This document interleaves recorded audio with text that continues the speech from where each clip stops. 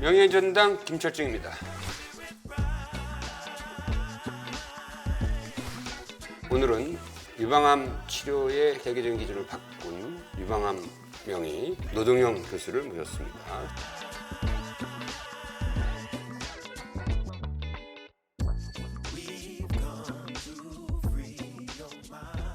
노동형 교수 모셨습니다. 안녕하세요. 안녕하세요. 네. 요새도 수술 많이 하시죠? 네, 요새도 많이는 아니지만 수술을 제법 하고 있습니다. 1만 건을 넘은 의사가 전 세계적으로 또 있을까요? 사실 우리나라에는 많이 있죠. 많이까지는 아니고. 그렇죠. 우리나라는 워낙 환자들이 몇 개 병원에 집중돼 있으니까 아무래도 유방암 수술이 많았고 그러다 보니까 이제 건수가 좀 많긴 한데요. 세계적인 유방암 명의 노동형 교수와 살아온 얘기를 오늘은 들어보겠습니다. 자, 외과 레지던트를 할 때가 어느 때였죠? 1981년에 졸업하고 이제 그때부터 인턴 레지던트를. 자, 사실 그때만 해도 유방암 환자가 그렇게 별로 없었죠. 유방암 환자가 매우 드물었죠. 그때 한 해 발생하는 건수가 3천여 명? 근데 지금은 한 해 3만여 명. 3만여. 야, 그럼 그 사이에 약 10배가 늘어나네요. 그렇죠. 그렇다면 그 당시에 이렇게 흔하지도 않은 암이었는데 유방암을 전공하게 된 무슨 계기가 있나요? 사실은 그때 주요 암이 위암, 네. 간암, 그렇죠. 뭐 이런 소화기 암이 주였고 당연히 이제 그쪽에 주목을 했지만은 제가 그런 부분에 대해서 약간 다른 생각을 하게 된 것은 우리나라가 선진화되면서 분명히 실없이 선진국 병이 많아질 거다. 아, 선진국 대표적인 이제 암이 유방암, 대장암, 전립선암.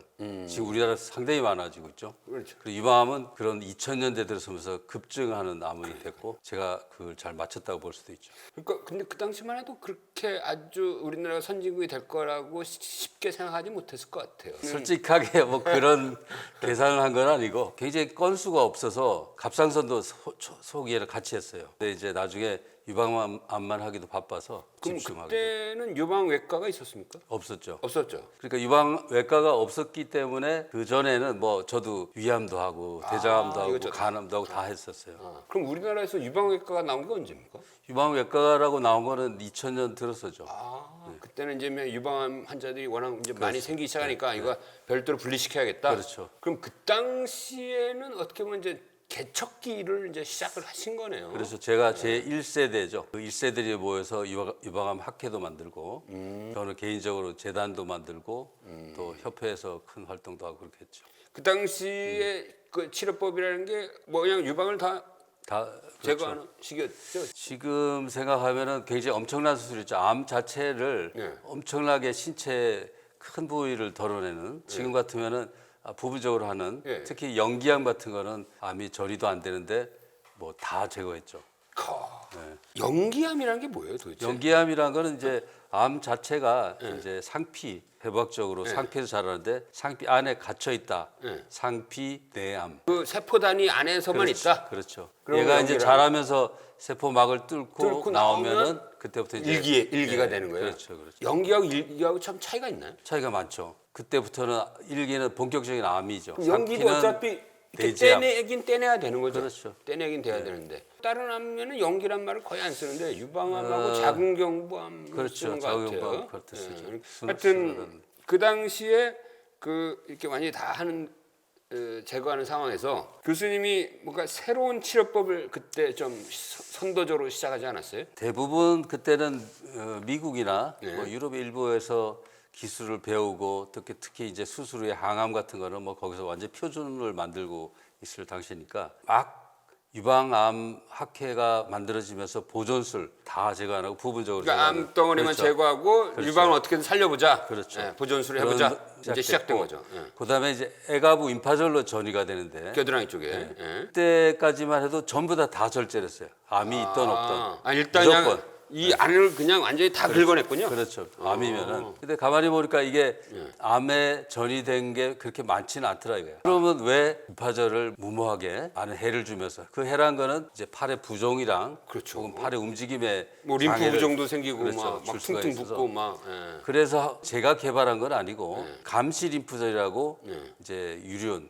젖꼭지 근처에 염색약을 넣든지 네. 동요를 넣든지 해서 그 추적하는. 그게 이제 쭉 따라가 보는 그렇죠. 거죠. 이게 자연스럽게 흘러가는 거죠. 그 그렇죠. 액체가. 그렇죠. 그래가지고 그 액체가 모인 곳, 고기를 일단 떼서 그거를 현미경으로 현미경으로 봐서 봐서? 암이 있으면은 다 옛날처럼 하고 암세포가 없으면 이제 그대로 두는 거죠. 그냥 냅두는 거예요. 그렇죠. 건너뛰는 놈은 없나요? 건너뛰는 놈이 예? 있긴 있어도 가끔 있어요. 근데 거의- 확률은 굉장히 적다. 그렇죠. 그러니까 요 입구에만 없으면 이 뒤는 없을 거다. 그렇죠. 라는 전제하에서 여기만 없으면 그냥 요건 냅뒀다 이거죠. 그렇죠. 그거를 입증하기가 쉽지 않았을 것 같아요. 불안하잖아요. 그래서 그 시술 자체를 우리 이제 저널 학술지에서 보고 따라서 했는데 잘 안 돼. 그래서 제가 이제 밀라노까지 직접 갔어요. 그것을 개발한 맨 처음에 네, 의사가 네, 있었군요. 베로니스라고 주사를 하는 방법이 우리가 그 잘못된 거야. 노하우를 잘 몰랐던 거예요. 그래서 그걸 하고 나서 되는 걸 알았고 그 다음에는 금방 아까 질문했지만 이렇게 건너뛰는 거 혹은 그게 과연 안전하냐 이게 안전이라는 거는 장기적으로 이 사람이 재발이나 혹은 생존에 영향을 미치지 않느냐. 이걸 안 한 사람? 대접은 그렇죠. 안 한 사람 한 사람 해서 비교한 논문을 갖고 이거 있죠. 엄청난 대규모 논문, 연구인데요. 그렇죠. 그래서 굉장히 좋은 잡지에 실렸고 그래서 그 몇 명을 대상을 했습니까, 그러면? 한 800명? 800명을 반으로 나눈 거예요. 그렇죠. 와. 하여튼 그렇게 했더니 림프절 전이의 차이가 거의 없더라. 없더라. 그리고 생존율에도 차이가 없더라. 없더라. 네. 그렇다면 굳이 림프절을 다 뗄 필요가 없다라고 그거를 이제 그 안전성을 이제 보고한 거죠. 아니 이거는 완전히 이 세계적인 트렌드를 바꾼 거잖아요. 치료 유방암 치료의 트렌드를. 그렇죠. 안전하다 이제 이런 걸 이거 유지하는 믿고 해라. 거예요. 네. 어? 이걸로 이 분시의학상을 받으신 거 아닌가요? 분시의학상이라고 해서 이제 우리나라에서 한국의 노벨의학상 같은 건데 상금도 많고 그렇죠. 외과 의사가 받기가 어렵다고 되어 있는데 왜냐하면 논문을 작성하니까. 그렇죠. 외과 의사들이 그 실력이 없어서 논문을 못 쓰는 게 아니라 시간이 없잖아요. 수술하느라고. 수술하느라고. 시간도 없고. 근데 저는 또 이제 그 논문도 상을 받는데 매우 기여를 했고 왜냐하면 그 임팩트 팩터가 지금 한 3, 40 정도 될 거예요. 자, 그러면 그렇게 해서 완전히 트렌드가 바뀌었고 그 다음에 수술법도 좀 바뀐 건 없습니까? 수술법은 일단 전체 절제하는 데서 부분적으로 그것의 가장 키 포인트는 방사선 치료를 추가하는 거죠. 수술하기 전에. 수술하고 나서 국소 재발의 문제가 있으니까 그 다음에는 이제 전절제가 불가피한 사람들 병이 많이 퍼져 있다든지 이런 사람들은 전절제하고 보건 수술을 하죠. 동시에 그게 이제 지금은 굉장히 많아졌어요. 그런 게 이제 큰 트렌드의 변화죠. 일단 어쩔 수 없이 그 유방 전체를 이제 잘라내고 그 다음에 바로 유방 보형물을 넣어주는 거. 보형물 넣든지 아니면 배살을 이렇게 배에서 넣어서 해주는 거니까 겉으로 보기에는 멀쩡한 거네요. 아주 멀쩡하지 않지만 이렇게 볼륨이나 뭐 외형의 일상생활 하는데 그렇죠. 뭐 목욕탕 가는데도 뭐 큰 차이. 예, 그렇죠. 자세히 보지 않으면은 모르는 거예요. 그다음에 요새 또 이렇게 먼저 항암 치료를 먼저 해서 사이즈를 줄여놓고도 하지 않습니까? 그렇죠. 이제 병기가 많이 진행된 경우에는 이제 항암제, 특히 요새는 표적 치료가 해당이 되면 거의 뭐 싹 없어지기도 하고. 그래요. 예, 그렇게 될 경우에 수술 범위가 현격하게 작아지죠.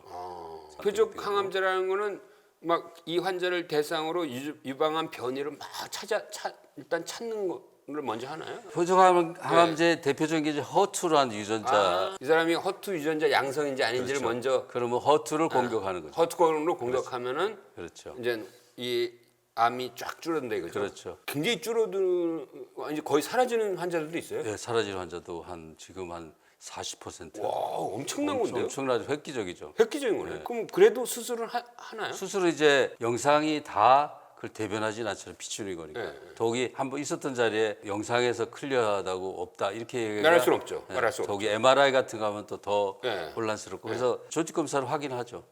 조직 검사. 그래서 만약에 없으면 그냥 항암 치료로 끝내요. 그래도 불안하지 않아요. 방사선 치료하죠. 방사선. 방사선 치료. 그리고 그 교수님이 그 유방암의 악성도인가요? 예측을 알 수 있는 무슨 바이오마커도 개발하지 않았습니까? 그건 진단하는 건데 제가 랩을 만들어 가지고 이제 제가 주로 한 거는 우리 혈액에서 혹은 조직에서 암 조직이나 이런 데서 단백질을 우려내서 암 특이 단백을 찾아내는 거죠. 네.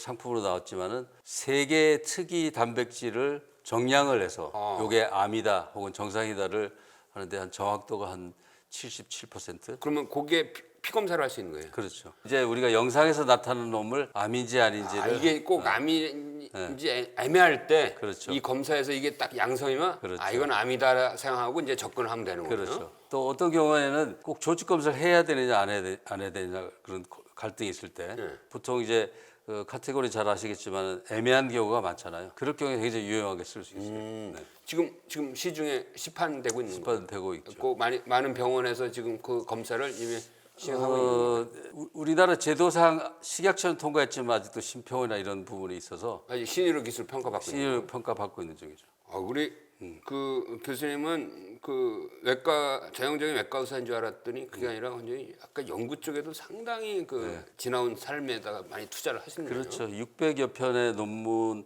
그러니까 그 SCI 예. 그 등재된 논문이죠. 자 이렇게 지금 많이 발달해서 맨 처음에 그 감시 인프절을 통해서 최소한 수술을 하게 되고 수술 범위를 줄여서 나중에 방사선 치료하기도 하고 항암제 써서 확 줄여놓고 수술하기도 하고 그래서 뭔가 계속 발달해 왔는데 그럼에도 불구하고 아직도 잘 하기 힘든 암은 또 뭔가요? 유방암에 국한하면 이제 소위 삼중 음성 그러니까 호르몬 수용체 아시잖아요. 호르몬 네. 수용체가 없고 또 호트라 유전자 3개가 없대서 삼중 음성 이게 약간 악명 같이 붙어져 있어요.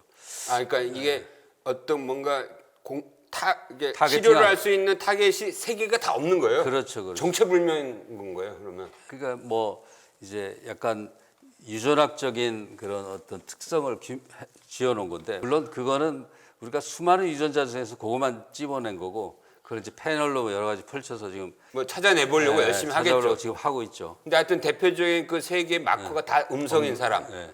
그런 사람들은 쓸 약이 별로 없군요. 쓸약이 이제 종래에 그 이런 게 발전되지 않았을 때 쓰던 약들이나 혹은 최근에 이제 면역 치료제 같은 것들이 좀 반응이 되고 그래서 새로운 이제 그 치료법들이 그것도 계속 개발되고 있죠. 그것도 근데 초기에 발견되면은 또 치료가 잘 되고. 그래요. 초기 진단하는 게 그렇죠. 굉장히 굉장히 중요하죠. 난 유방암에 걸리는 게 정말 난 좋아 이렇게 얘기하는 거예요. 나 유방암 수술 받고 알프스 올라갔어. 그렇죠. 하루들이 이렇게 극복할 수 있다는 걸 보여주는 거예요. 50세에 유방암 진단을 받은 사람이 25살 때 이미 유방암 씨가 시작됐다는 건데, 야 그러면 이거 무서운 얘기 아니에요? 이유는 왜 유방암은 막 10년 후에도 재발하고 또 완치란 표현을 쓰기는 사실 쉽지 않아요. 그러나 이제 이렇게 생각하면 될 것 같아요.